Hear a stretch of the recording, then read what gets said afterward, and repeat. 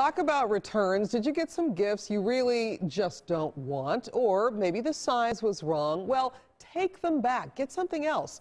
Right now, thousands of customers are lining up in stores at the return counter. 41 Action News reporter Belinda Post is right there in the thick of things for us this midday. And you've got some helpful tips for us. Are the lines long, Belinda? Well, you know what? They haven't been too long. So far, we've only seen about 4 or 5 people ever in line at this Overland Park Kohl's at a time. In fact, this man is actually just checking out, getting some things, but clerks are certainly busy here. In fact, they are directing people over here to customer service. That is who is actually handling the returns. Now, let's take a look at some of the most popular chain policies. At Target, most things can be refunded within 90 days of purchase. Electronics are 30 days and drones just 14. If bought in November or December, that period starts today. Now on to Best Buy. Most of the time its return period is 15 days, but for purchases made October 30th through the end of the year, that return date is extended to January 15th. And of course, Elite members do have longer.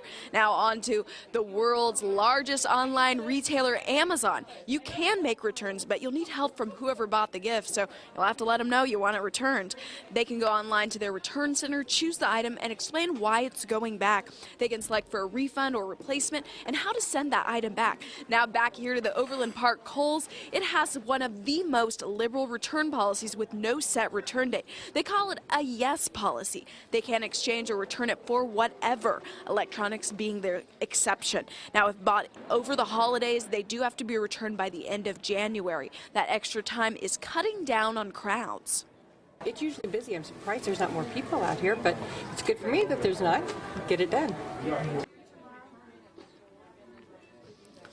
Now, some things to remember. So the transaction with these ladies is much easier. Of course, have your ID, the way you paid, if that's possible, and of course, your receipt. Reporting live, Belinda Post, 41 Action News.